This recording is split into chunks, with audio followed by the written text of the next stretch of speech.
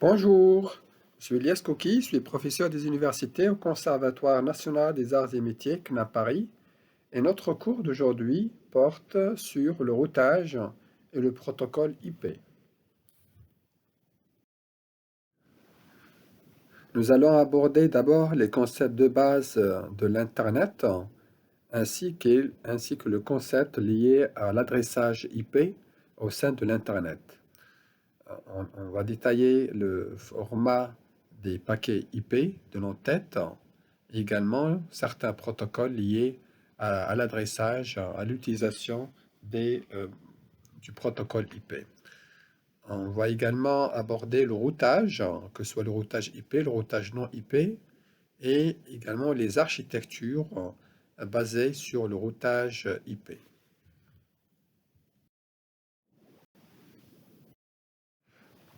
On peut considérer l'Internet comme étant un ensemble de réseaux. Donc l'Internet est un réseau de réseaux. Et aussi, l'Internet est considéré comme étant un ensemble de, de réseaux reliés par des routeurs.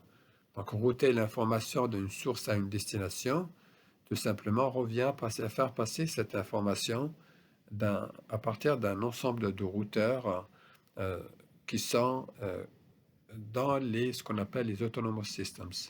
Donc un autonomous system, c'est tout simplement un ensemble de routeurs et l'Internet est un ensemble d'autonomous systems. Et router l'information sur Internet revient tout simplement à trouver un chemin entre la source et la destination en passant par un certain nombre de routeurs. Router l'information d'un réseau à partir d'une machine dans un réseau local vers une autre machine publique qui se trouve à plusieurs kilomètres de celle-ci, revient tout simplement à faire sortir l'information de l'entreprise, donc en passant par des commutateurs, puis après par la passerelle ou le routeur de l'entreprise, et par la suite, l'information passe entre les routeurs intermédiaires jusqu'à ce qu'elle arrive au routeur de la destination qui va s'occuper d'acheminer l'information vers la bonne destination. Généralement, lorsqu'on parle de l'Internet, on parle d'un mode de routage spécifique qu'on appelle datagramme. Donc, datagramme, c'est tout simplement le mode d'envoyer les paquets à travers le réseau Internet où chaque paquet choisit un chemin différent. Donc, par exemple, ici sur ce schéma-là, on voit deux datagrammes envoyés par la source A vers la destination B. Et chaque paquet, donc chaque datagramme, va traverser, peut traverser un chemin différent. Donc ça fait la force de l'Internet, le fait que les paquets traversent des chemins différents. Mais également, ça peut être considéré comme une certaine limitation pour certains. Pourquoi? Parce que tout simplement, on doit assurer la synchronisation à l'arrivée.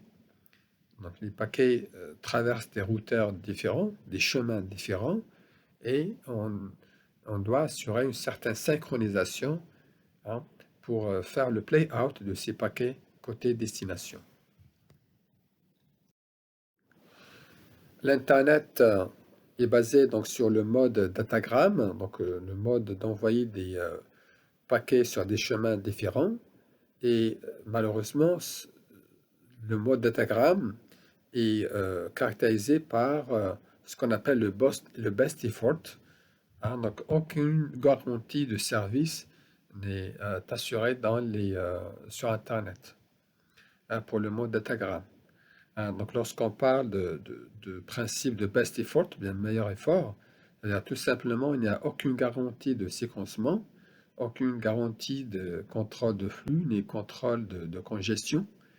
Et également, il n'y a aucune garantie d'assurer une bonne qualité d'acheminement, ce qu'on appelle une bonne qualité de service pour le trafic prioritaire, pour le trafic temps réel, tel que la voix, la vidéo, la visioconférence, etc. Donc, d'un côté, effectivement, l'Internet peut être considéré comme un réseau flexible, hein, rapide, hein, dans certains cas d'usage, mais aussi peut être considéré comme étant un réseau limité, hein, par le fait qu'il ne garantit aucune qualité de service. D'où l'intérêt de développer des mécanismes qui permettent d'assurer la qualité de service dans les réseaux.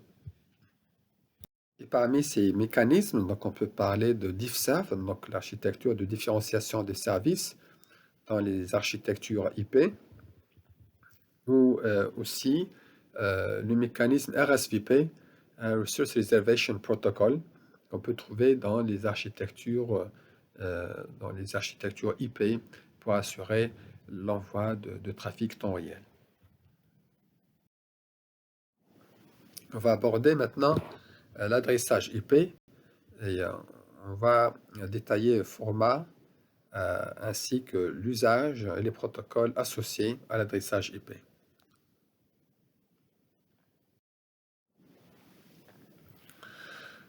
Une adresse IP, tout simplement, un mot de 4 octets. Donc là, on parle de IP version 4. Hein, une adresse IPv4 est tout simplement un mot composé de 4 octets, hein, et donc 32 bits. Se forme de x.y.z.u.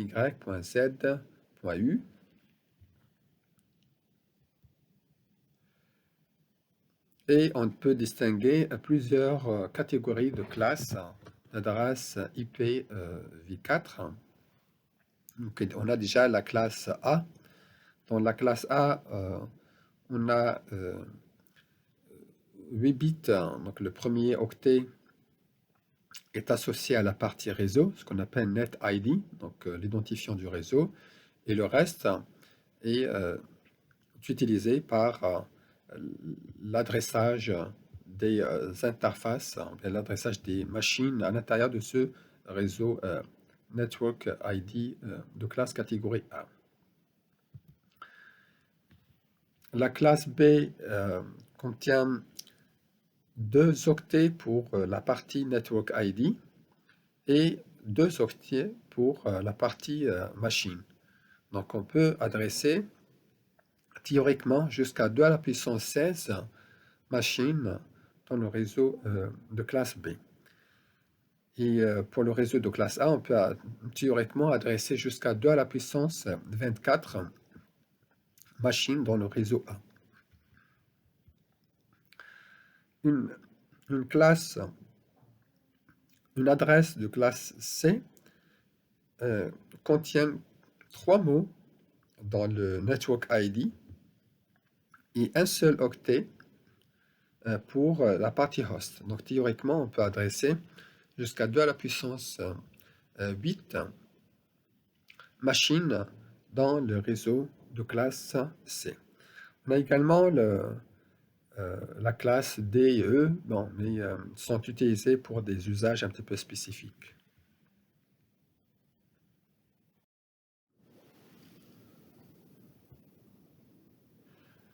Donc généralement, les adresses de classe A sont utilisées par des grands organismes, tels que par exemple les ministères des armées ou vraiment des grands organismes, par exemple européens, américains, asiatiques, etc. Et les adresses de classe C, de B plutôt, sont utilisées pour l'adressage dans les grandes entreprises, dans les grands centres de recherche, dans les universités, les grandes universités, etc. Donc ça, c'est la classe la plus utilisée généralement. Parce que ça permet d'adresser théoriquement jusqu'à 2 à la puissance 16 machines. Et les adresses de classe C sont plutôt utilisées dans les petites entreprises. Hein, donc théoriquement, on peut adresser jusqu'à 2 à la puissance 8 machines dans ces réseaux. Donc sont plutôt des petits réseaux, dédié par exemple à des petites startups, etc. Après, on a également la classe D, donc, qui peut être utilisée dans certains cas d'usage, hein, tels que le multicast, rappelant que le multicast est utilisé généralement pour adresser un ensemble de machines. On rappelle également que les adresses de classe A commencent par 0, les adresses de classe B commencent par 1, 0, et l'adresse réseau de classe C commence par 1, 1, 0. Et, une machine ou bien une adresse de classe D est, caractérisée par un début de 1, 1, 1, 0 plus 28 bits. Et donc généralement, les adresses de classe A appartiennent aux plages d'adresses entre 0 et 127.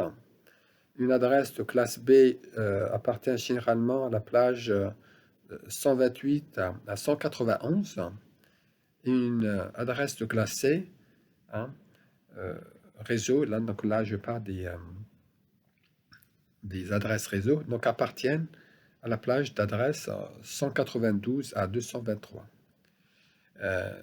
Donc il faut se rappeler que généralement une NetID, donc l'adresse réseau, généralement est offerte par des organismes spécifiques qui gèrent l'Internet, donc par des autorités d'Internet. Il y en a aux États-Unis, en Europe, en Afrique, en Asie. Donc chaque continent, hein, dispose de ses propres agences qui livrent, de ses propres autorités qui délivrent les adresses NetID. Alors que la partie Host ID, généralement, est gérée par l'administrateur local du réseau.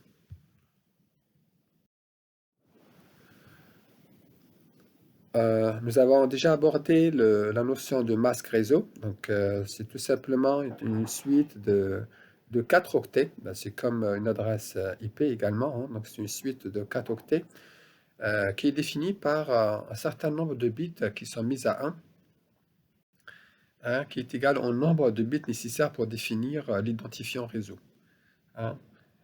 Et pour la partie host, donc généralement, sont complétés par des zéros. Donc la partie réseau est mise à 1 et la partie machine est mise à 0. Et l'intérêt de math, donc ça permet d'identifier la frontière entre la partie réseau et la partie machine. Donc il suffit juste par exemple de faire un illogique entre l'adresse IP, hein, et le masque pour trouver par exemple l'adresse réseau à laquelle appartient cette machine.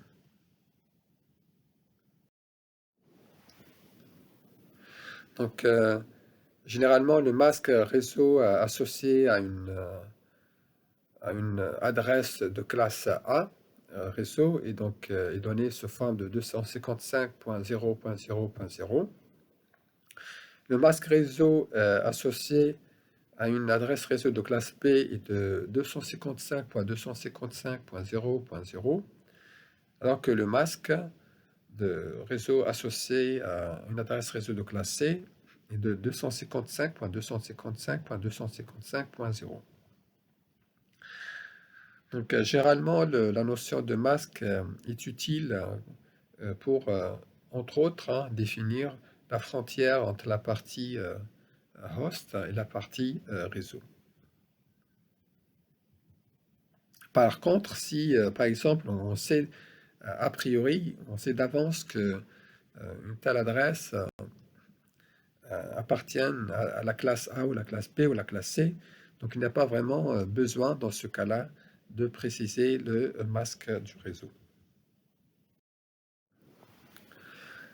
Donc généralement dans une adresse IP, comme mentionné précédemment, donc composée de deux parties, la partie host ID et la partie network ID. Donc généralement dans la partie host ID caractérisée par des zéros, donc c'est tout simplement cela signifie l'adresse réseau. Alors que lorsque la partie host ID est mise à 1, donc tout simplement, cela signifie que il s'agit d'une adresse de broadcast. Donc lorsqu'on veut diffuser une data, par exemple, à l'ensemble des machines qui appartiennent au même réseau, il suffit juste de remplacer la partie 0 par des 1. Et dans ce cas-là, l'information, le paquet en question sera acheminé à l'ensemble des machines de ce même réseau.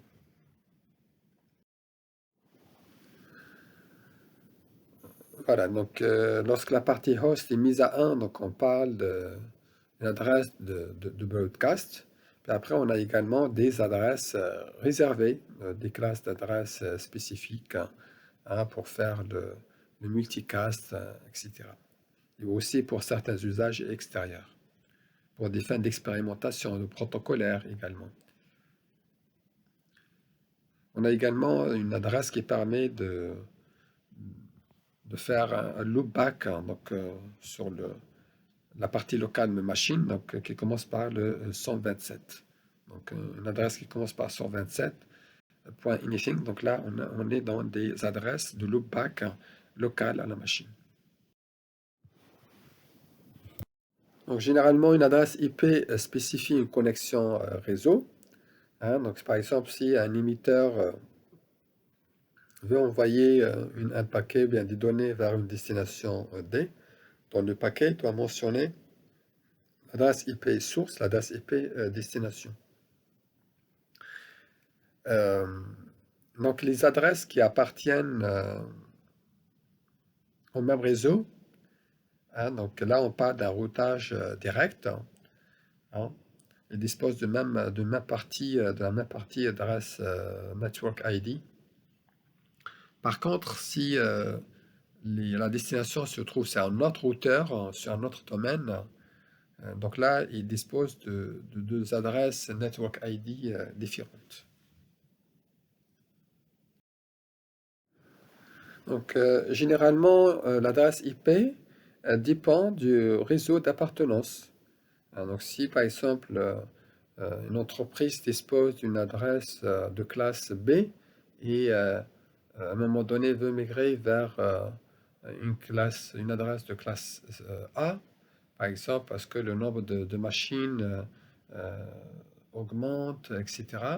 Ou bien, par exemple, il s'agit d'ouverture de nouveaux sites, etc. pour des grandes entreprises. Si à un moment donné, ils se retrouvent avec une nécessité d'aller sur l'adresse A au lieu de l'adresse B.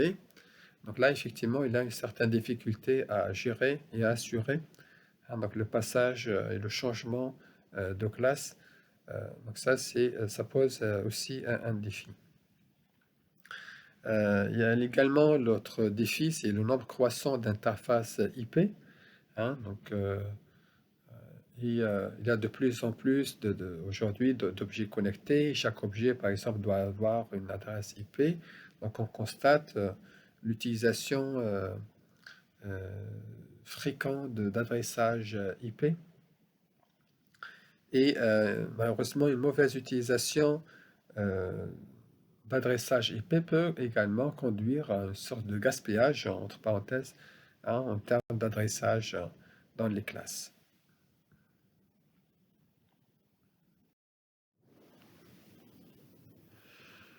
Généralement, un paquet IP est composé d'une partie contrôle qu'on appelle l'entête, bien le header, IP header, et une partie utile. Donc ça, c'est la partie qui provient de la couche supérieure, de la couche transport. Donc un segment transport, de la couche transport, donc segment TCP ou bien UDP, est mis dans la partie utile de paquet IP. À cela, on rajoute une partie contrôle qu'on appelle IP header, bien l'entête IP. Et par la suite, il est nécessaire de faire passer ce paquet IP vers la couche inférieure, donc vers la couche liaison de données. Et sur la couche liaison de données, on doit rajouter une nouvelle en-tête avec un nouveau header, donc, et dans lequel on va mettre aussi l'adresse physique. Donc, sur un paquet IP, donc on a les adresses IP dans l'entête IP et les adresses, l'adresse physique, l'adresse de la couche liaison de données dans la partie header de la couche liaison de données. Et lorsqu'on parle de l'adresse physique, ou bien l'adresse MAC de la couche liaison de données, donc là, on peut faire référence à une variété d'adresses possibles, hein. Donc, ça peut être des circuits virtuels de type frame relay, ça peut être également des, des, euh, des circuits virtuels de type de la technologie X25, des VPI, pareil, des sortes de circuits virtuels spécifiques, permanents ou temporels pour la technologie ATM. Mais ça peut être aussi une adresse MAC utilisée dans la couche 2 à liaison de données sur Ethernet.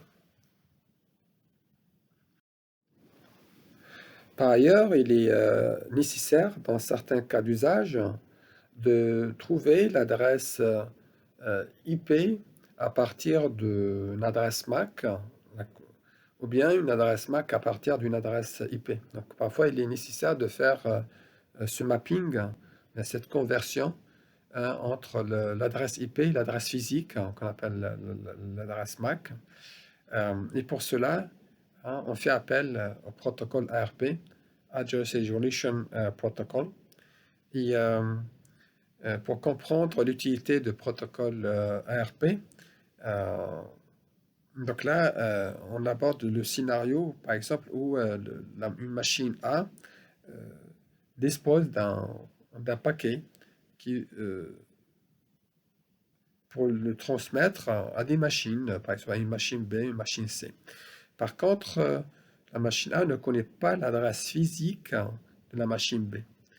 Elle connaît l'adresse IP, mais elle ne connaît pas l'adresse liaison de données.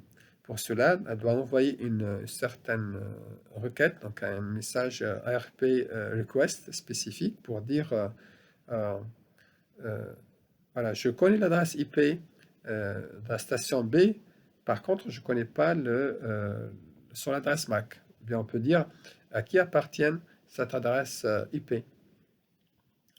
Donc là, l'ensemble des machines du même réseau vont recevoir cette requête. Et après, il n'y a que la bonne machine, donc en l'occurrence ici, la machine B, qui va répondre pour dire oui, c'est moi. Hein, donc, voici mon adresse physique, donc voici mon adresse MAC qui est équivalente à mon adresse IP.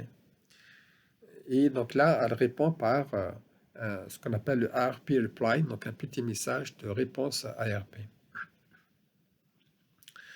Voilà, donc ça c'est très utile notamment lorsqu'on ne connaît pas l'adresse physique de la machine destination. Donc parfois il est aussi important de comprendre la logique de cache. Hein, donc si par exemple la machine A dispose déjà de l'information, hein, c'est-à-dire de l'adresse physique équivalente à l'adresse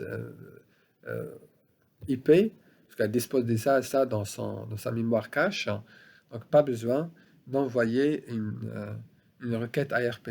Elle peut utiliser déjà les informations dont elle dispose dans sa mémoire cache. Là, effectivement, il y a des problèmes liés à l'usurpation d'identités hein, par le spoofing des adresses ARP. Donc ça, c'est une attaque cybersécurité très connue. Donc on parle de ARP spoofing où l'attaquant peut se proclamer l'adresse d'une machine victime, etc. Voilà, donc le fonctionnement de ARP est très simple. Hein, donc il suffit juste d'envoyer une requête pour dire à qui appartient l'adresse, cette adresse IP. Bien, je cherche l'adresse MAC de cette adresse IP. Et donc cette information est diffusée à l'ensemble des machines du même réseau. Puis après, il n'y a que la bonne machine qui est censée de répondre et envoyer son adresse physique, donc son adresse MAC équivalente à l'adresse IP. On va aborder maintenant le protocole IP, largement utilisé dans le routage Internet.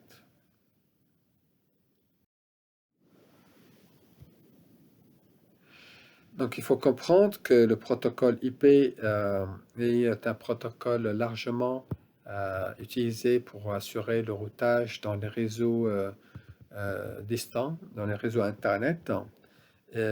Par contre, le protocole IP fonctionne avec la notion de connectionless delivery system. Donc, il n'y a pas la notion de réservation de ressources dès le départ. Donc là, on n'est pas dans un réseau en mode connecté, mais plutôt on est dans un système en mode non connecté. Le protocole IP a été développé par l'IETF, donc Internet Engineering Task Force, et les premières versions ont été publiées dans la RFC 791.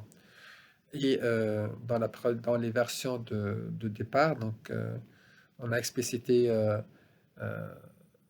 formellement le fonctionnement de IP. Et dès le départ, on avait prévu l'aspect, le paradigme best effort. Donc, il n'y a aucune garantie de qualité de service pour l'envoi de trafic temps réel, par exemple, sur ce réseau-là.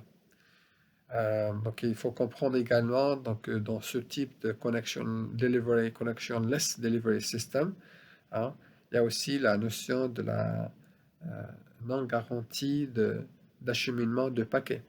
Donc, les paquets peuvent être perdus, dupliqués, peuvent être altérés, peuvent être supprimés, délivrés ou pas vers la destination. Et donc, malheureusement, le protocole IP ne peut pas détecter ce genre d'anomalie. Donc, l'altération, la duplication, la perte due, par exemple, à un phénomène de congestion, bien la perte due à un phénomène d'attaque. Donc, d'ailleurs, c'est pour ça qu'on parle de paradigme best effort. Donc, le fonctionnement au meilleur effort, parce qu'il n'y a aucune garantie d'acheminer le paquet jusqu'à la destination avec une bonne qualité. Donc, il faut comprendre également que l'IP fonctionne avec le mode datagramme. Donc, les paquets sont envoyés d'une façon indépendante les uns des autres sur Internet. Donc, ça, c'est les principales caractéristiques de protocole IP. Donc, déjà, une livraison en mode non fiable, donc en mode best effort. Et le deuxième principe, donc c'est le principe de datagramme. Donc les paquets sont acheminés de façon indépendante les unes des autres et peuvent emprunter des chemins différents. Également, les datagrammes disposent d'une même header, de même partie contrôle bien en tête. Donc l'ensemble des paquets doivent disposer évidemment même format de l'entête. Donc, généralement aussi, l'ensemble des paquets IP procèdent de la même façon en termes de routage et également en termes d'acheminement et en termes aussi de non-garantie de qualité de service. Le protocole IP également basé sur la notion de fragmentation. Donc, je dirais que ça, c'est un avantage de protocole IP. Le fait qu'il peut tolérer cette notion très importante de la fragmentation. Cette notion est utile notamment lorsqu'on traverse deux technologies différentes, par exemple la technologie ATIEN vers la technologie IP, la technologie IP vers ATIEN vers une autre technologie. Et sachant que chaque technologie, chaque type de réseau dispose d'une taille de paquet maximum à ne pas dépasser qu'on appelle le MTU, un Maximum Transfer Unit. Et donc, le MTU dépend de la technologie. Hein. Donc, si on passe, par exemple, de la technologie IP vers, par exemple, la technologie ATM, et sachant que les cellules de la technologie ATM disposent de taille 53 octets, donc une cellule ATM ne peut pas avoir une taille supérieure à 53 octets, alors qu'un paquet IP, par exemple, peut être sur 1500 octets. Donc, lorsqu'on passe de 1500 octets vers un autre réseau, hein, donc de réseau IP vers le réseau ATM, on doit assurer la fonction de fragmentation. Hein. Et par la suite, euh, de l'autre côté, donc on dispose aussi d'un moyen pour faire le réassemblage. Donc à chaque fois qu'il y a possibilité d'assurer la fragmentation sur le routeur, donc il y a également la possibilité d'assurer le réassemblage de ces fragments pour composer et construire le paquet IP d'origine.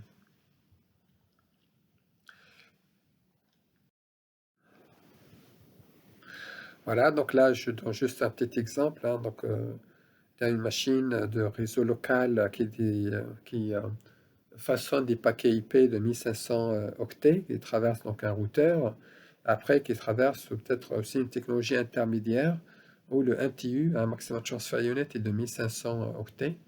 Donc là, le routeur doit faire de la fragmentation. Hein. Donc il doit, hein, façonner trois paquets cette technologie, hein, intermédiaire.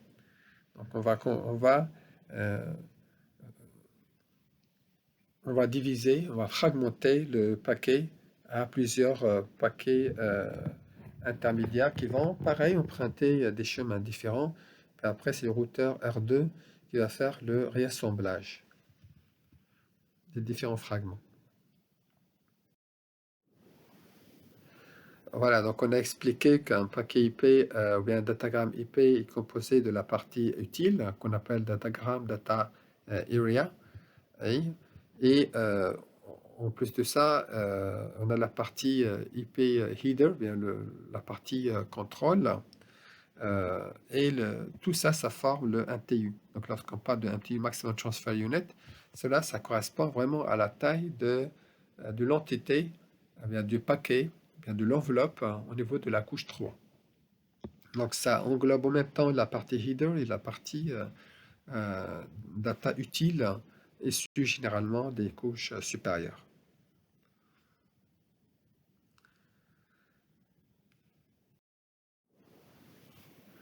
Donc voici maintenant le format des paquets IP. Donc là, on parle de l'entête IP. Hein. Elle est composée généralement d'un certain nombre de champs et la taille maximale, eh bien, la taille de l'entête IP de 32. Elle est de 32. Voilà. Voici donc l'explication de chaque champ. Donc voilà, donc je commence d'abord par la description de chaque élément, bien, ce qu'on appelle chaque champ dans le paquet IPv4. Donc là, on est en train de décrire IPv4, hein, et non pas IPv6. Hein. Donc le IPv4, c'est la première version développée par les UTF en termes d'adressage. Donc, la version, c'est tout simplement la version du protocole IP. Est-ce que c'est IPv4? Est-ce que c'est autre? Ça peut être IPv6. Donc, c'est IPv4. Donc, l'information transmise, c'est 0100 dans le champ version. Le champ IHL, c'est tout simplement Internet Header Length. Donc, ça, c'est le nombre de mots de 32 bits de l'entête. Hein. Donc, le nombre de mots de 32 bits, hein, de l'entête. Donc, généralement, ça tourne, c'est supérieur à 5. Hein. Donc là, on voit par exemple qu'on a 5 mots de 32, minimum 5 mots. Parce qu'on peut rajouter aussi des options. On a également le champ Type of Service, bien, le type de service. Hein. Donc, il est généralement sur 6 bits. Hein. Donc, qui est utilisé dans les architectures d'IFServe, de différenciation de services, afin d'assurer une bonne qualité de service, une bonne qualité d'acheminement dans les réseaux IP. Justement, on peut manipuler ce champ, hein, et décrire le type de service. Par exemple, est-ce qu'il s'agit de services de type voix sur IP, de type vidéo, de type video streaming, de type web, par exemple, etc. Donc là, il y a plusieurs catégories de classes de services. Voilà, donc ce champ, il est sur 6 bits, mais voilà, on rajoute également 2 bits de ce qu'on appelle de notification de congestion, hein, donc le ECN, Explicit Congestion Notification. Donc ça, c'est utile lorsqu'on a une situation de congestion, bien saturation de trafic, hein, sur des routeurs intermédiaires. Donc dès qu'il y a une situation de congestion, on peut mettre le champ ECN, donc le petit champ ECN de 2 bits, par exemple à 1, pour notifier de la source, la destination, et aussi des routeurs intermédiaires, comme quoi on a une situation de congestion, de saturation de trafic à tel endroit. Le champ longueur, c'est tout simplement c'est la taille totale du paquet en octets.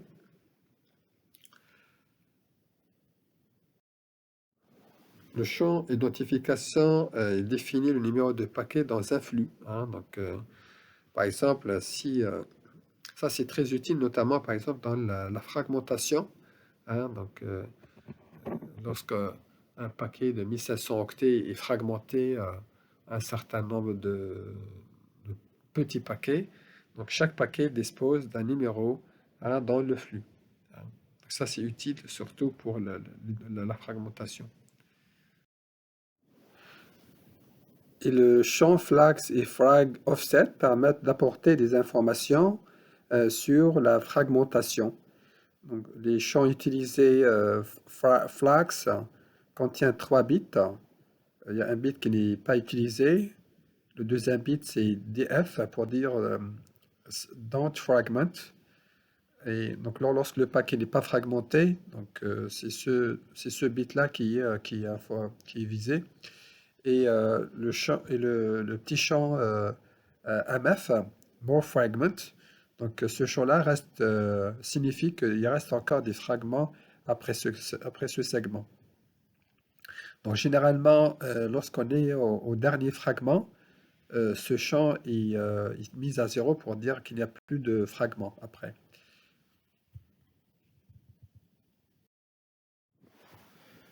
Le champ frag offset, pareil, il est utilisé également pour apporter l'information sur la position, euh, sur la position en termes d'octets, hein, pour le fragment. Et ça signifie aussi la position de premier octet des données, hein, dans le paquet d'origine. Généralement, ce champ frag offset fournit une information sur la position sur 13 bits, multiplié par 8 octets. Donc, parce que la fragmentation est toujours un multiple de 8 octets. Donc le champ frag offset et flags généralement marchent ensemble à chaque fois qu'il y a une fragmentation. Le champ TTL, time to live, donc ça permet tout simplement de déterminer le nombre de sauts parcourus, hein, entre l'émetteur et le récepteur. Et ce champ est intéressant parce que ça permet également de réduire le phénomène de la boucle, hein. Donc si ce champ, par exemple, n'est pas notifié, n'est pas renseigné, le paquet peut traverser l'Internet, il peut tourner à l'infini, hein. Donc s'il n'arrive pas à trouver la destination, le paquet continue à circuler de façon indéterminée et infinie sur Internet. Donc le champ TTL permet d'apporter une réponse efficace au problème des boucles sur Internet. Parce que à chaque fois qu'on traverse un routeur, un saut, le TTL est décrémenté de 1. Et lorsque le champ arrive à 0, lorsque la TTL valent 0, donc tout simplement le routeur supprime le paquet en question. Le champ protocole, donc, il permet de donner l'information sur le protocole transporté dans les données. Hein, donc ça peut être le protocole, par exemple, utilisé sur la couche transport, tel que le protocole UDP, le protocole TCP, mais ça peut également renseigner sur d'autres protocoles tels que ICMP, etc. Et voici quelques exemples de protocoles transportés qui sont renseignés dans le champ, dans ce champ, dans un paquet IP, dans le champ transport.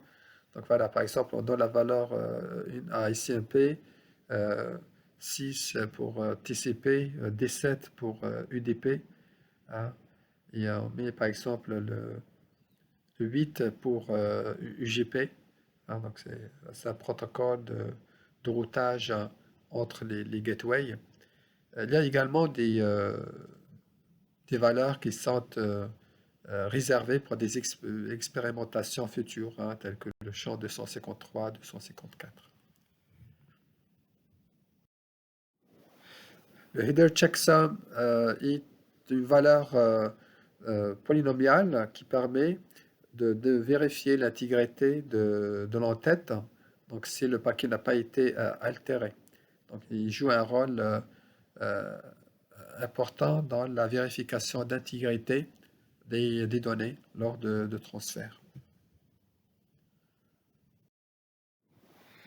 Et les champs adresse source, adresse destination permettent tout simplement de porter, bien de renseigner l'adresse IP de la machine source et l'adresse IP de la machine destination.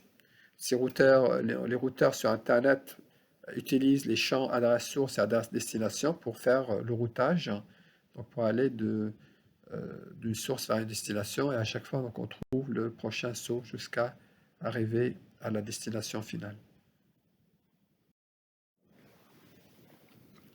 Donc là, on va donner un exemple d'utilisation de la fragmentation et sa relation avec le MTU. Hein, donc le MTU, on l'a dit, c'est le Maximum Transmission Unit, le Maximum Transfer Unit, hein, sur un lien physique. Donc le path MTU, généralement, c'est le minimum des MTU d'un chemin entre deux routes.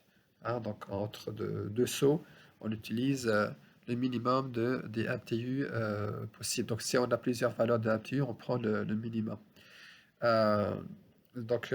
Généralement, le protocole IPv4 demande à ce que le path minimum, le path MTU soit au moins de 68 octets. Et donc, par contre, la valeur de MTU diffère d'une technologie à l'autre. Hein, donc, sur Internet, par exemple, on est sur 1500 octets. Après, on a des valeurs pour la technologie AT1, sur le Wi-Fi également, etc. Et notre information est que la fragmentation et le réassemblage des données, généralement, se fait en multiple de 8. Hein, ce qu'on avait expliqué dans les champs précédents. Voici maintenant un exemple d'utilisation de la fragmentation. Donc, supposons que, par exemple, la taille de paquet de 4428 octets et que le path MTU est de 820 octets. Donc, là, on est dans une situation d'obligation de faire la fragmentation. Donc, ce qu'on fait, le paquet d'origine, voilà, il dispose de routeur, il le reçoit sous cette forme-là, hein, donc avec une taille de 4428, et il doit procéder à la fragmentation. Donc, on va utiliser principalement la deuxième ligne, donc notamment le champ flags et offset flags. Voilà, donc au départ, le MF est égal à 0. Et après, donc à chaque fois, ce qu'on fait, donc on joue sur le rôle, sur le bit more fragment, le MF, pour dire oui, effectivement, il y a encore un fragment. Donc là, les paquets qu'on va générer ont tous une taille de 820 octets. D'accord? Donc ça, c'est à chaque fois, on génère un paquet fragment. Au départ, le offset est égal à 0, donc on est à la première position. Puis après, donc on génère le deuxième fragment, donc on met le champ MF à 1 pour dire oui, effectivement, il reste encore des fragments. Parce que tout simplement, si on fait la division, le 4000 et quelques divisé par 820, donc on trouve 5 paquets. Pareil, donc là, on génère le troisième paquet, on met toujours la valeur MF à 1 pour dire il y a encore des fragments. Après, on génère le quatrième fragment et à chaque fois, donc, on modifie l'offset. Et en dernière position, hein, donc, on génère l'avant-dernier, puis après on génère le dernier paquet. Donc le dernier paquet généré dispose d'un champ MF qui est égal à 0 pour dire qu'il s'agit de dernier fragment. Donc il y a plus de fragments par la suite.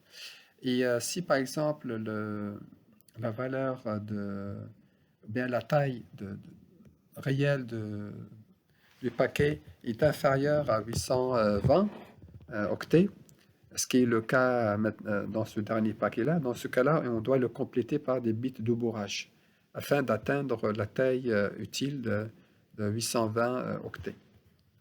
Donc voilà, donc ça c'est un exemple d'utilisation de la fragmentation. Donc lorsqu'on passe d'une technologie à l'autre, donc il est nécessaire parfois de passer par l'étape de la fragmentation. Notamment, c'est la technologie actuelle du réseau demande à ce que les paquets ne dépassent pas une certaine taille. Voilà, maintenant on va décrire le routage. Donc après avoir décrit les concepts de base de routage sur Internet, l'adressage, le format des paquets, le protocole IP, la description de l'entête et des champs dans l'entête IP. On va décrire maintenant quelques concepts de base liés au routage IP. Généralement, il existe deux façons de faire le routage. Donc, soit on fait le routage direct, en mode direct, direct delivery, ou bien en mode indirect. Donc, si par exemple deux machines sont connectées sur un même réseau, donc là, il est possible de faire un transfert direct, donc de la machine A vers la machine B, ou par exemple si la machine destination se trouve à côté du routeur destination, donc le routeur peut livrer directement le paquet vers la bonne destination, vers la bonne machine. Donc ça, c'est le mode direct de routage. Le deuxième type de routage, c'est le routage indirect. Et donc là, on cherche le prochain saut sur le chemin. On demande c'est quoi le prochain saut, c'est quoi le prochain routeur sur le chemin pour atteindre la destination. Voilà, donc c'est le cas de cet exemple illustré par ce schéma. Donc c'est une machine A se trouvant sur le net 1 veut envoyer des paquets vers la machine qui se trouve sur le net 5. Donc là, comme les deux machines se trouvent sur deux réseaux différents, donc là, c'est nécessaire de passer par plusieurs ce réseau et aussi par plusieurs routeurs. Donc là, on est dans un cas d'usage de routage indirect.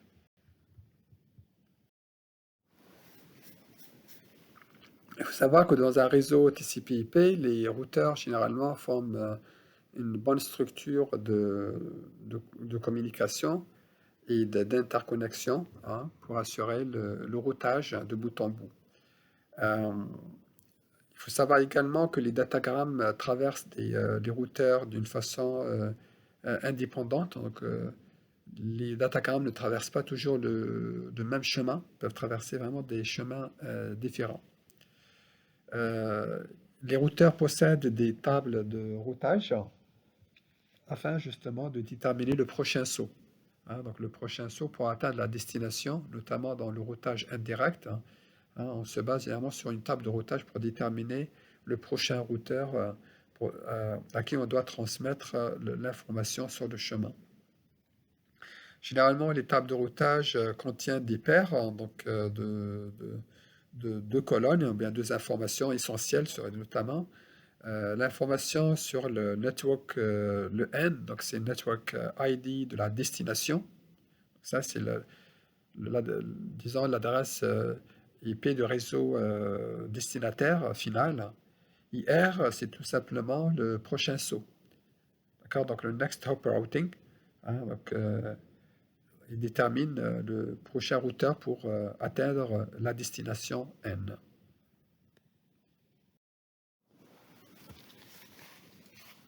Voici un exemple d'utilisation de routage indirect.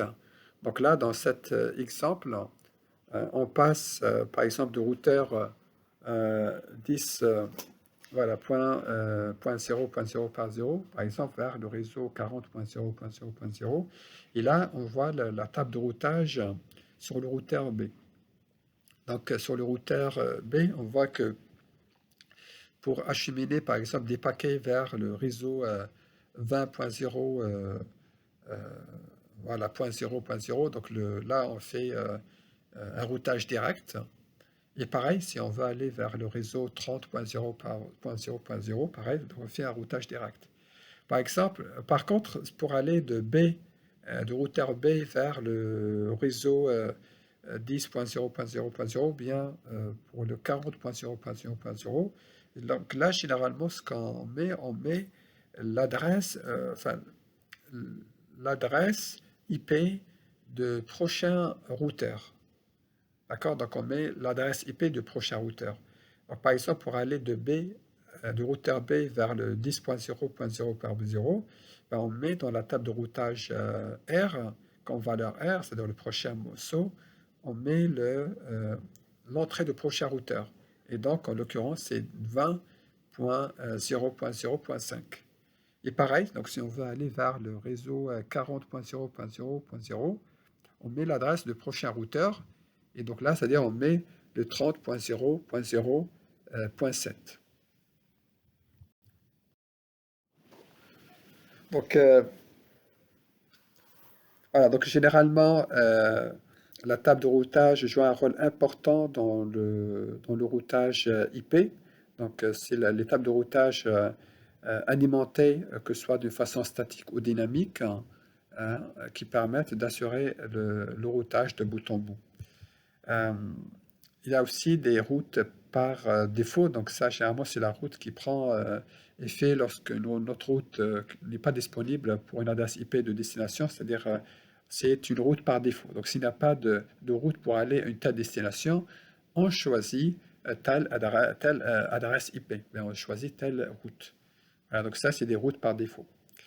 Voilà, donc il est important de maintenir à jour les tables de routage pour assurer un routage efficace et à jour. Donc voici aussi un exemple d'un routage. Donc voilà, un routeur qui reçoit un paquet IP et dispose de la partie utile, plus aussi l'adresse IP source, l'adresse IP destination dans l'entête IP, mais également il dispose de l'adresse physique, hein, de l'adresse physique sur la couche 2. Donc le routeur, il utilise une table de routage et afin de forwarder et transférer le paquet de l'entrée vers la sortie. On va étudier maintenant quelques concepts variés dans le domaine de routage. Le routage sur Internet signifie le passage à travers des différents systèmes autonomes. Comme on l'avait mentionné dans le premier cours, l'Internet est tout simplement un ensemble de systèmes autonomes. Et chaque système autonome est composé d'un certain nombre de routeurs. Donc, router sur Internet, faire le routage sur Internet, tout simplement, hein, signifie qu'on traverse des systèmes autonomes différents, donc on traverse des routeurs différents. Et là, donc, il est nécessaire de distinguer le routage euh, intra-autonomous systems et inter-autonomous systems. Donc, on a des protocoles qui agissent principalement à l'intérieur du système autonome et d'autres protocoles qui agissent beaucoup plus sur le routage entre les systèmes autonomes. Voilà, donc le routage à l'intérieur d'un système autonome est assuré par des protocoles de routage variés. Bon, donc là, je donne le IGP, donc Interior Gateway Protocol. Et là, il existe plusieurs protocoles utilisés par les industriels et par l'industrie télécom de façon générale pour assurer le routage intra-système autonome. Pour le routage inter-système autonome, pareil, donc il existe plusieurs protocoles de routage.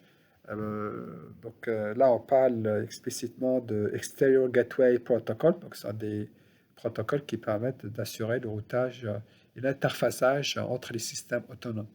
Comme il existe des centaines et des milliers de systèmes autonomes sur Internet, hein, il est important d'assurer l'interconnexion et surtout le routage entre ces systèmes autonomes. Aujourd'hui, l'un des protocoles utilisés à large échelle dans le routage sur Internet, c'est le protocole BGP, hein, donc Border Gateway Protocol. C'est un des meilleurs protocoles utilisés dans l'industrie de réseaux télécommunications d'aujourd'hui sur Internet.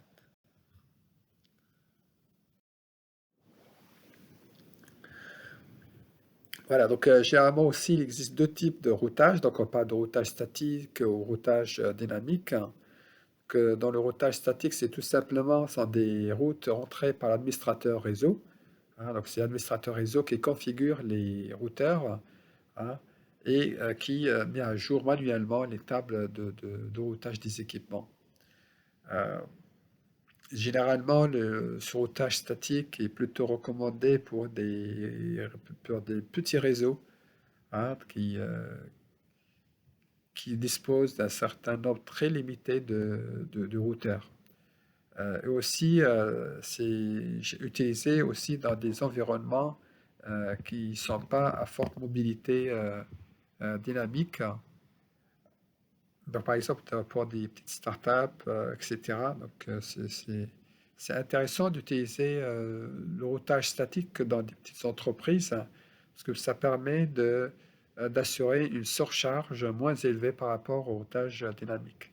Alors que dans le cas des routages dynamiques, hein, on parle d'un process d'automatisation de la découverte et la propagation des routes via un algorithme dédié, via un algorithme de routage qui généralement opère sur des échanges de messages entre routeurs. Généralement, le routage dynamique est plus adapté aux grands réseaux et aussi aux réseaux à forte mobilité, à forte dynamicité. Euh, et généralement, le routage statique est recommandé pour les petites entreprises où la mise à jour n'est pas fréquente. Voici quelques commandes utilisées par exemple par Cisco, les plus importantes, hein. Donc voilà, pour la configuration interne d'une table de routage par exemple, bien pour passer en mode configuration d'une interface, hein, bien par exemple pour définir une adresse IP sur une interface donnée, hein, et pour l'activation d'une interface, pour ajouter une route statique, pour visualiser par exemple aussi les interfaces, existantes sur le routeur. Et aussi, on peut visualiser les routes, sur un routeur donné. Voilà, donc ça, c'est quelques exemples de commandes utilisées dans l'environnement Cisco.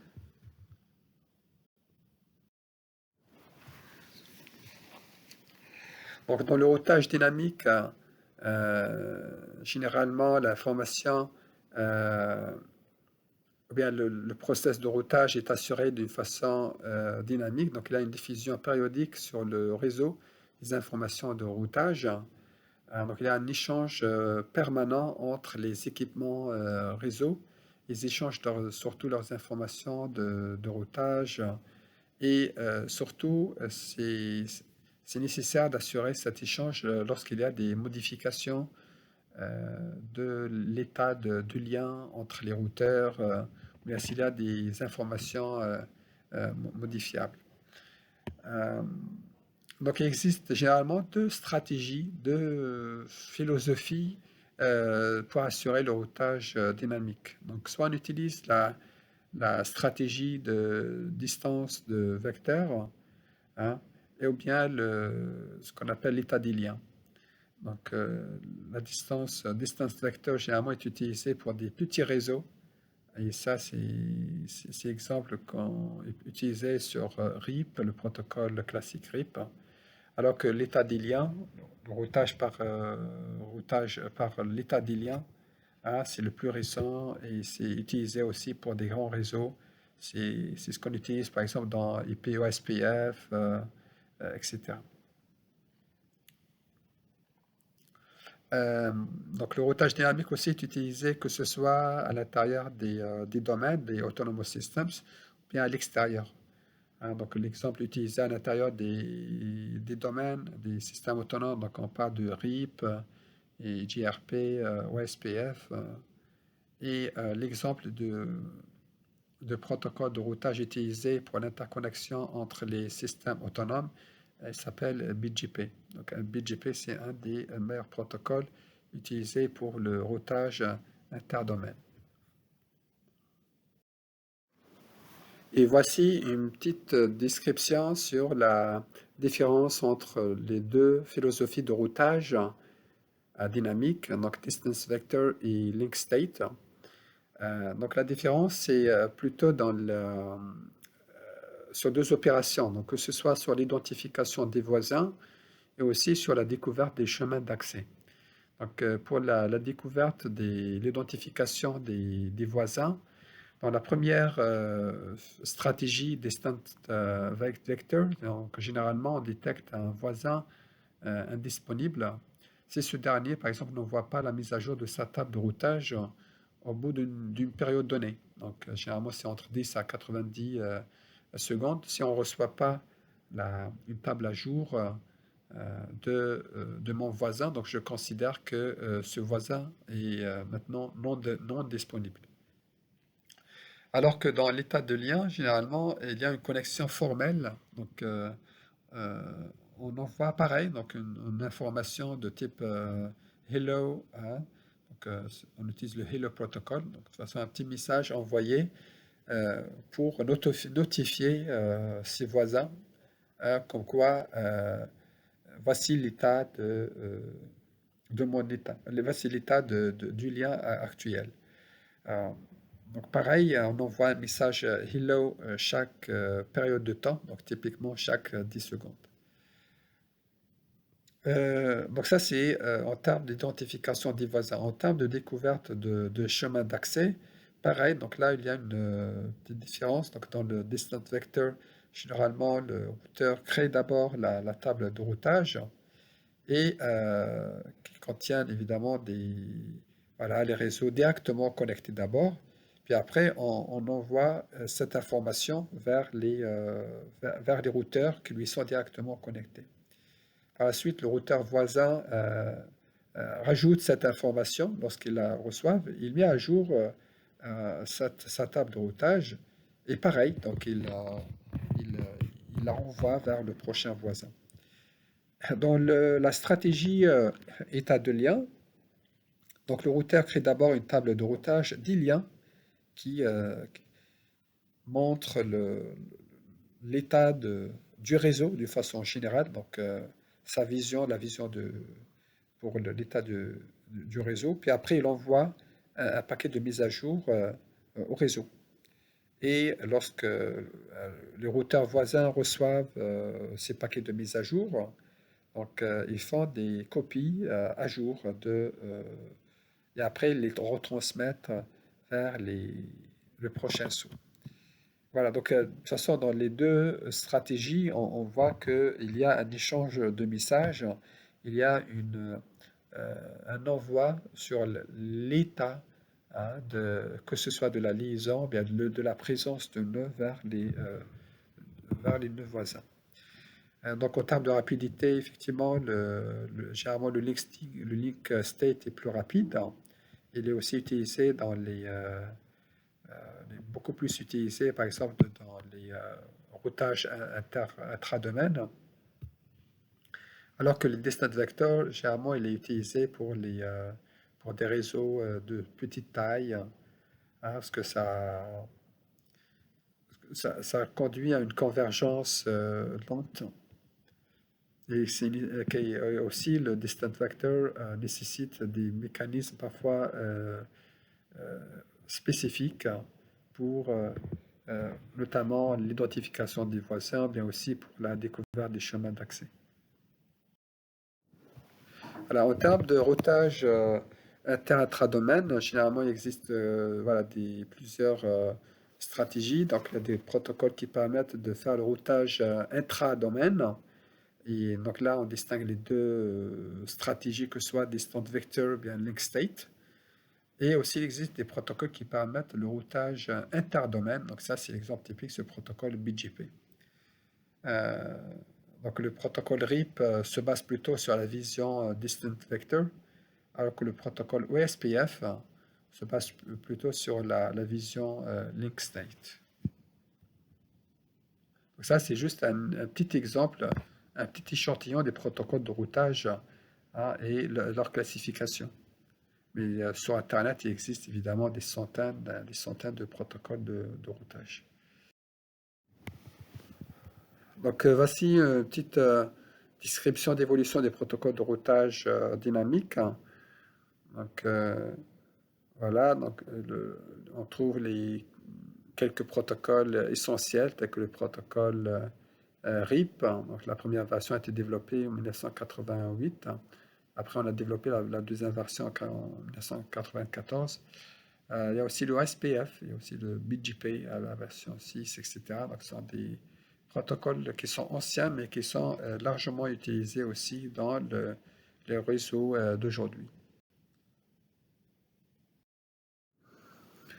Donc là, on va étudier deux petits exemples. Donc, l'exemple de protocole RIP, donc Routing Information Protocol, qui a été standardisé par l'IETF dans la RFC D58 et qui aussi utilise le protocole de transport UDP. La première version de RIP était limitée en termes de TTL à 15 sauts. Donc, c'est bien utilisé pour les petits réseaux, hein, donc à taille limitée à 15 routeurs, bien 15 sauts. Généralement, ils utilisent l'adaptation de protocole, l'algorithme mathématique pour trouver le meilleur chemin qu'on appelle before Ford avec distance, avec une certaine adaptation. Par la suite, il y a le Cisco qui a aussi développé des versions nouvelles de RIP, hein, et par exemple le protocole IGRP où le TTL de protocole RIP peut dépasser les 15 sauts, hein, entre la source et la destination.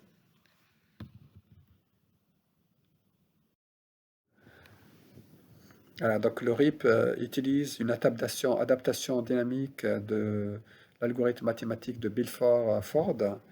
Dans cet algorithme-là, par exemple, lorsqu'un routeur dispose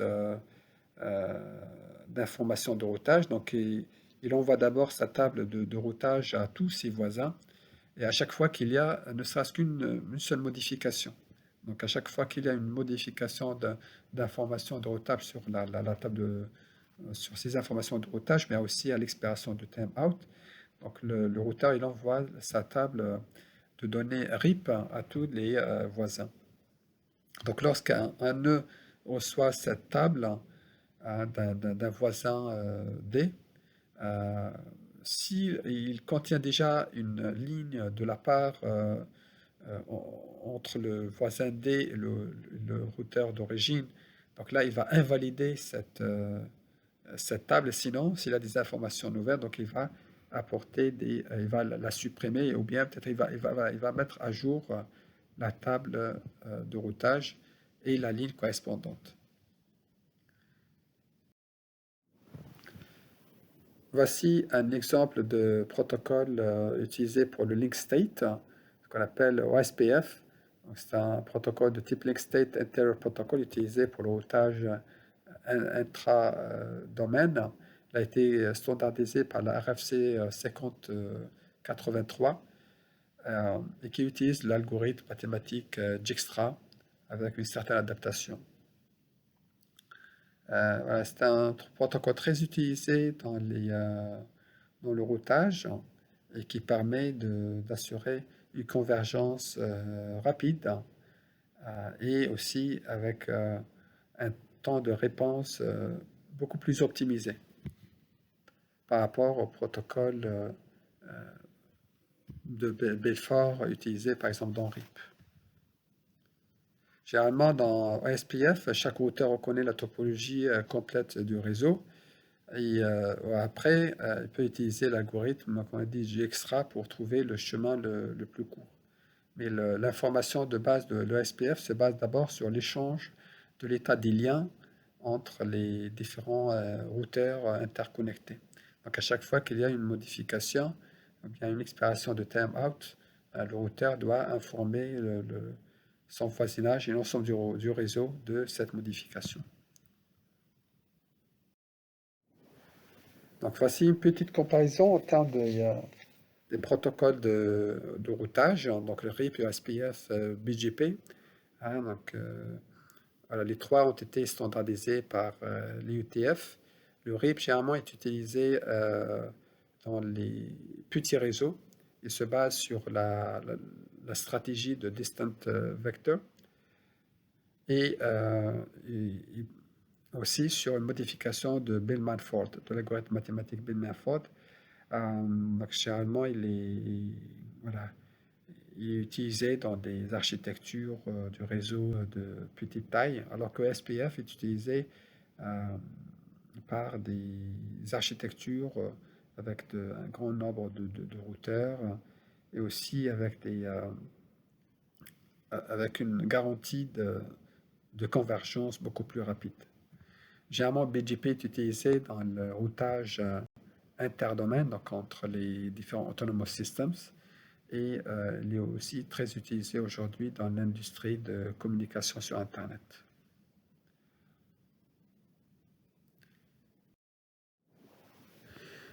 Donc voici quelques informations qu'on trouve par exemple dans une table de routage sur Internet.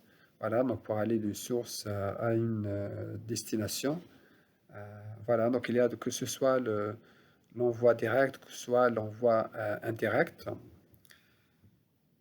Et lorsqu'on y a un envoi indirect, on doit mettre l'adresse de prochain saut. Et généralement, c'est l'entrée de prochain routeur.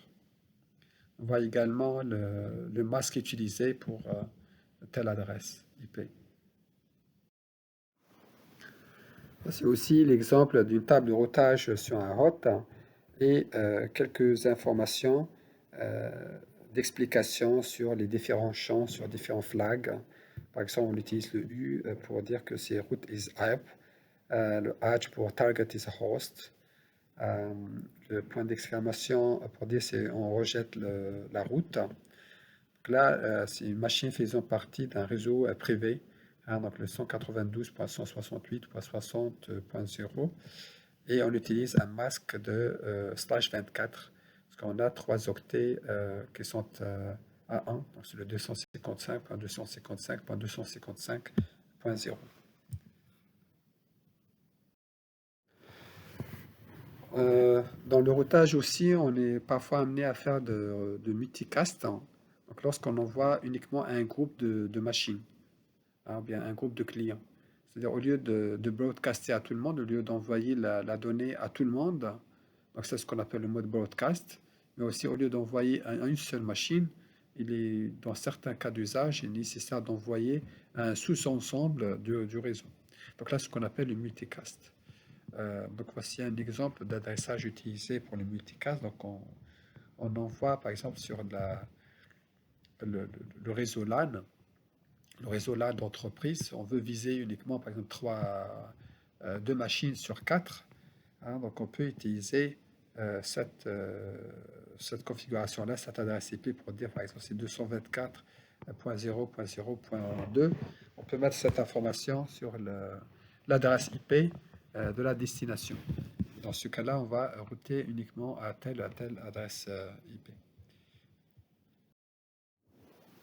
Voilà, donc après avoir décrit quelques concepts de base liés au routage, liés au protocole IP, l'entête IP, le format des champs, leur explication, on va étudier maintenant quelques architectures utilisées dans l'industrie de télécommunications sur IP aujourd'hui. Donc là, lorsqu'on parle d'Internet e-band, donc on parle d'une technologie de fibre optique utilisée largement pour interconnecter des réseaux différents au niveau de l'Europe. Euh, et l'Internet, aujourd'hui aussi, elle est assurée grâce à l'usage de la fibre optique sous-marine également entre les continents, sous la mer, sous les océans, etc. Donc là, il y a des réseaux, un réseau mondial ou plusieurs réseaux aussi, hein, qui permettent d'assurer cet envoi. Euh, Dans les architectures modernes aussi, voilà, on peut utiliser du IPv6. Donc IPv6, c'est la version développée de IPv4 avec usage de la source adresse destination sur 128 bits au lieu de 32 bits. Donc on peut avoir des adresses sur 128 bits et l'intérêt donc c'est d'avoir un espace d'adressage beaucoup plus important par rapport à l'adressage IPv4. Et généralement aussi, le IPv6 est beaucoup plus sécurisé que le IPv4. Et donc voilà, il y a certaines modifications, il y a certaines adaptations qui ont été faites sur IPv6, que ce soit en termes de classe de service, en termes de la garantie de la qualité de service, le champ utilisé aussi pour différencier les services. On parle de TC, Traffic Class au lieu de Type of Service. Il y a aussi voilà, quelques adaptations qui ont été apportées par l'UTF sur IPv6 pour assurer un bon transfert de données avec une bonne qualité, mais surtout aussi d'une façon sécurisée et avec une plage d'adressage beaucoup plus importante. On parle d'espace d'adressage sur des milliards d'adresses possibles. Donc, depuis la naissance de l'Internet, on a vu aussi des périodes différentes en termes de la complexité, la simplicité de l'architecture, hein. Donc, aujourd'hui, l'architecture Internet devient de plus en plus complexe, notamment avec l'ensemble des protocoles qu'on développe de plus en plus, beaucoup plus sophistiqués, mais aussi avec des mécanismes de garantie de service qu'on doit ajouter sur Internet, des mécanismes de sécurisation de l'information également. Donc, l'Internet de départ était en mode best effort, que ce soit du point de vue sécurité, mais du point de vue aussi fourniture de qualité de service.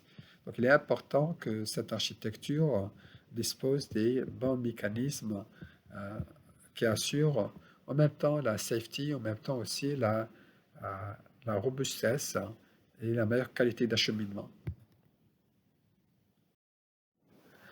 Il est important aussi de signaler de noter que l'Internet fonctionne en mode connectionless. Donc, il n'y a pas de mécanisme de réservation de ressources utilisé dans le protocole IP le protocole IP envoie des données directement. Hein, donc évidemment, c'est-à-dire sur un chemin de routage. Mais on n'a pas une étape, par exemple, de signalisation de bout en bout, tel que ce qu'on utilise, par exemple, dans le système de signalisation de la voix sur IP ou bien de la classique, hein, dans RTC, RLIS, etc. Donc, à l'inverse de la technologie ATM X25, où on a cette notion de signalisation et aussi la mise en place d'un circuit, pas vraiment un circuit physique, mais une sorte de circuit virtuel entre la source et la destination. Donc ça, c'est le cas typique des technologies ATM, frame relais, X25 et d'autres. Et même aussi un PLS, hein, donc on utilise une sorte de label virtuel pour faire le routage. Bien pour concevoir voilà, une sorte de chemin virtuel, hein, basé sur des labels, sur des identifiants périodiques. Donc dans le IP, on n'a pas cette notion d'établissement de chemin entre la source et la destination. Il faut savoir que l'architecture IP est indépendante du niveau physique utilisé. Donc, on peut utiliser de IP sur frame relais, de IP sur ATM, de IP sur Ethernet. Et pareil aussi pour le niveau physique. Donc, on peut utiliser de IP sur des architectures basées sur la fibre optique ou sur d'autres technologies, hein, sur le Wi-Fi, sur le hertzien, etc. Donc voilà, donc ça c'est l'exemple où je mentionne l'envoi de bout en bout, par exemple, d'un trafic généré au niveau de la couche application sur un ordinateur. Euh, les données traversent la couche TCP, si on est dans un service non temps réel, qui ne nécessite pas d'envoi prioritaire, donc on traverse la couche TCP, après IP, et après, sur IP, on peut utiliser la technologie ATM, mais aussi on peut utiliser d'autres technologies de type, comme j'ai dit, frame relais, mais on peut aussi utiliser Ethernet. D'ailleurs, aujourd'hui, la technologie la plus utilisée avec IP, c'est la technologie Ethernet, ce qu'on trouve dans les entreprises, etc. Donc, voici un exemple d'envoi, d'acheminement de bout en bout, hein, donc en passant par exemple, du protocole IP sur la couche 3, sur les technologies ATM de la couche 2, et on voit à chaque fois le passage entre les couches protocolaires.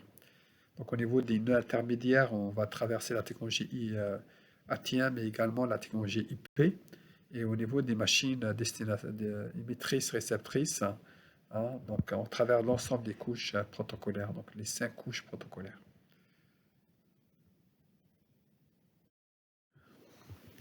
Euh, voilà, donc on peut faire voilà, de routage, comme je l'ai mentionné, que ce soit sur la couche 3 généralement, mais dans certains cas d'usage, on peut aussi faire de routage sur la couche 2. Donc ça, c'est le cas typique, par exemple, de la commutation avec un PLS. Hein. Donc, APLS est une technologie qui permet d'accélérer le routage. Parce qu'au lieu de faire le routage sur la couche 3, dans APLS, on utilise le routage sur la couche 2. Donc, c'est pour ça qu'on parle d'une technologie de type presque 2.5, hein, ou tout simplement le routage sur la couche liaison de données. C'est une technologie qui se base aussi sur la notion des labels et sur la notion de la conception des circuits virtuels. Ça permet d'accélérer l'envoi de trafic temps réel et aussi n'importe quel trafic. Du moment qu'on ne traverse pas à chaque fois les 3 couches, on se base aussi sur des labels avec des classes de services bien déterminées. Donc ça permet d'avoir une transmission de bout en bout beaucoup plus optimisée par rapport à IP classique. Donc, comme conclusion, dans ce cours, nous avons abordé les concepts de base de routage sur Internet. On a parlé également des adresses IP, alors la différence entre IPv4 et IPv6. On a également expliqué la notion des protocoles qui marchent avec IP, tels que par exemple l'ARP protocole, le format des entêtes IP, l'usage de protocoles IP, les différentes classes de services, des adresses IP, la notion de fragmentation, réassemblage.